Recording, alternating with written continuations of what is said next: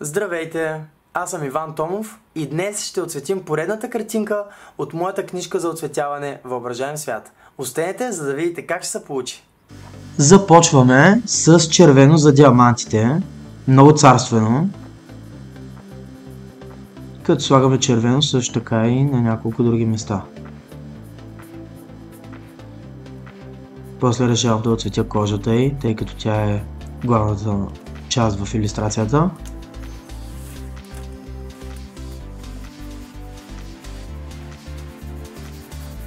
По роклята решавам да има жълти цветеца.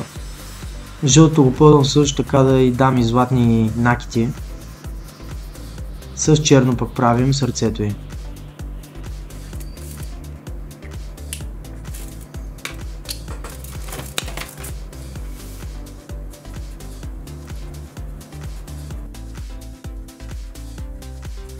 Оранжевото го ползвам за косата й, за да й придам топлина. А пък за основата на роклята ще използвам вид розово, който също ще й даде топлина, нежност и женственост. Като целта ми е да направя кралицата да контрастира на останалото в творбата.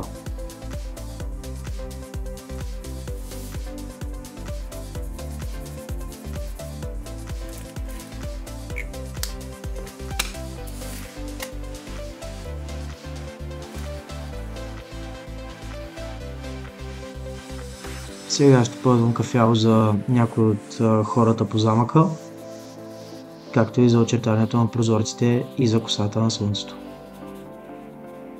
Някакви очички.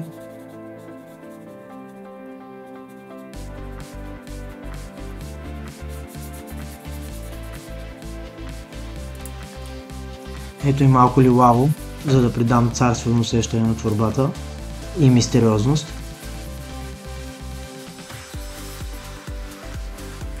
Облаците реших да са лилави.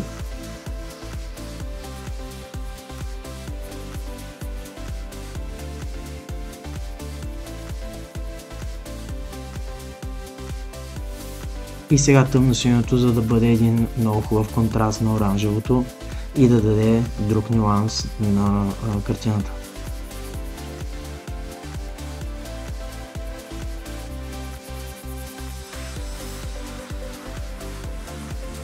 Но естествено внимаваме малко с синьото, не прекалено.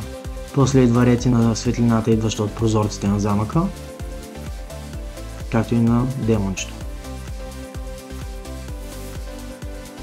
После с зелено малко свежест, но също така и тежест да придаде на илюстрацията.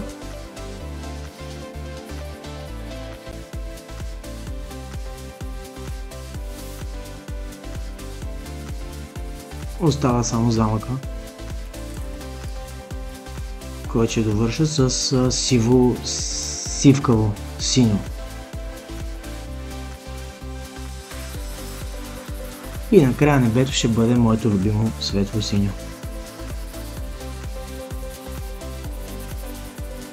Почти сме готови с нея.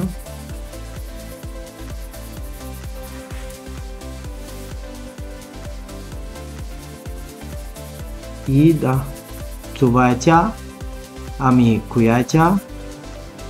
Тя е кралицата. Или царицата. Важното е, че короната е нейна.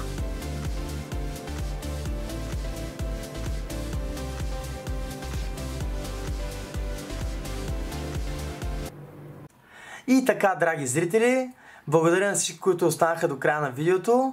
И ето това е крайният резултат след днешното оцветяване. Надявам се да ви е харесало, да ви е било интересно и до нови срещи. Чао, чао!